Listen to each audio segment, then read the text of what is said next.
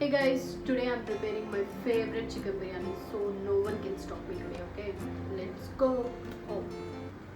ఈరోజు నేను మీకు the best chicken biryani recipe అయితే షేర్ చేస్తాను. ఈ మెథడ్లో చేస్తే chicken pieces super juicy soft టెక్స్చర్లో అయితే వస్తాయి.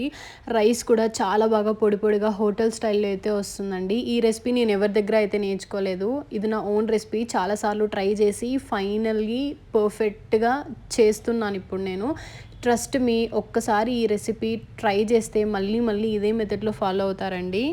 రెసిపీలోకి వెళ్ళిపోదామా? ఇప్పుడు కుక్కర్ తీసుకొని కుక్కర్లో కొద్దిగా ఆయిల్ వేసుకోండి. బిర్యానీ కొంచెం ఆయిల్ ఎక్కువే పడుతుంది. ఆయిల్ మేము తినము అనే వాళ్ళైతే స్కిప్ చేసుకొని గీ అయితే వేసుకోండి. నేనైతే ఆయిల్ ప్లస్ గీ అయితే వేసుకునేసాను. ఇప్పుడు దీంట్లో హోల్ స్పైసెస్ అన్నీ వేసుకోండి. బిర్యానీ ఆకు, సోంపు, జాపత్రి, చెక్క, లవంగం ఉంటాయి కదా, అవన్నీ వేసుకునేసి కొద్దిగా ఆవాలు వేసుకుని వేపుకున్నాను.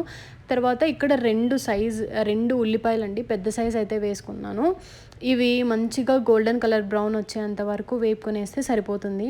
ఉల్లిపాయలు బాగా వేగాక ఒక టొమాటో అయితే యాడ్ చేస్తున్నాను. టొమాటో కూడా బాగా వేగాలండి. ఇది పచ్చివాసన పోయేంత వరకు వేపుకోండి. పచ్చి పచ్చిగా ఉన్నప్పుడు చికెన్ మాత్రం వేయకండి.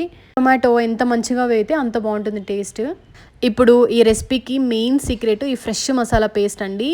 ఇందులో నేనైతే లవంగాలు, యాలకులు, దాల్చిన చెక్క, అనాస పువ్వు, జాపత్రి, పచ్చిమిరపకాయలు, అల్లం వెల్లుల్లి పేస్ట్, పుదీనా, కొత్తిమీర ఇవన్నీ మంచిగా గ్రైండ్ చేసుకొని నేను పక్కన పెట్టుకున్నాను.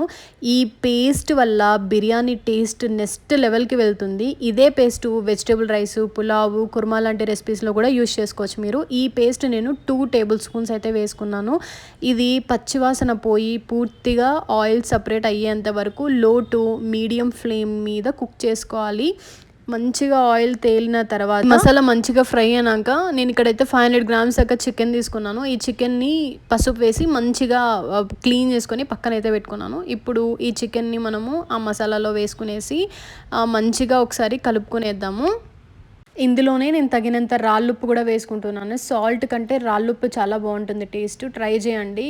రాళ్ళుప్పు వేసేసి మంచిగా ఫ్రై చేసుకొని విజిల్ పెట్టకుండా హై ఫ్లేమ్లో ఒక 8 to 9 మినిట్స్ దాకా ఫ్రై చేసుకున్నాను. చికెన్ నుంచి వాటర్ రిలీజ్ అయ్యేంత వరకు కుక్ చేసుకోండి. మధ్య మధ్యలో కలుపుకుంటూ చేయండి. తర్వాత 1/2 స్పూన్ దాకా కారం అయితే నేను యాడ్ చేస్తున్నాను. మేము కారం ఎక్కువ తినము అని అనుకుంటే మాత్రం స్కిప్ చేసేయండి. మనం ఆల్రెడీ మసాలా వేసాం కాబట్టి ఆ మసాలాలో పచ్చిమిర్చి ఉంటుంది కాబట్టి మీకు ఆ కారం సరిపోయింది అనుకుంటే ఓకే. నేనైతే కొంచెం ఎక్కువ తింటాను కాబట్టి నేనైతే 1/2 స్పూన్ దాకా కారం వేసుకున్నాను.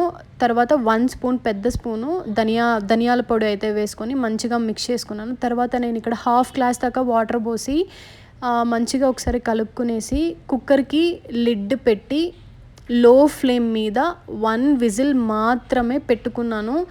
చికెన్ ముందే కొంచెం కుక్ అయితే రైస్ వేసాక కుక్ అయ్యేటప్పుడు పీసెస్ చాలా జ్యూసీ అండ్ సాఫ్ట్గా ఉంటాయి, హార్డ్ అవ్వవు. తర్వాత నేనైతే 3 గ్లాసెస్ ఆఫ్ రైస్ తీసుకున్నానండి. 3 cup of rice.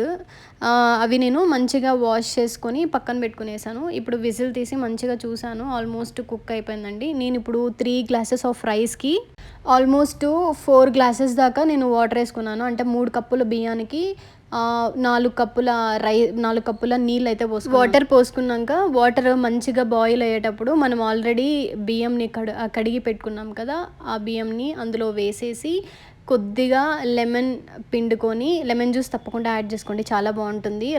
Lemon juice add చేయడం వల్ల యాక్చువల్లీ రైస్ సపరేట్గా వస్తుంది, పొడి పొడిగా అవుతుంది, బిర్యానీ కూడా ఫ్రెష్ ఫ్లేవర్ కూడా వస్తుంది. ఇప్పుడు కుక్కర్కి లిడ్ పెట్టేసి లో ఫ్లేమ్లో ఓన్లీ 2 విజిల్స్ వచ్చేంత వరకు కుక్ చేయండి చాలు. ప్రెషర్ పూర్తిగా రిలీజ్ అయిన తర్వాత మాత్రమే లిడ్ ఓపెన్ చేసేయండి. జెంటల్గా మిక్స్ చేస్తే పర్ఫెక్ట్ చికెన్ బిర్యానీ అయితే రెడీ అయిపోతుంది. ఈ బిర్యానీని ఖచ్చితంగా మీరు ట్రై చేసి మీకు ఎలా వచ్చిందో కామెంట్ సెషన్లో కామెంట్ చేయడం మాత్రం మర్చిపోకండి. ఈ వీడియో మీకు నచ్చితే లైక్ చేయండి, షేర్ చేయండి and subscribe to Narvi channel. And thank you so much for watching. See you in my next vlog.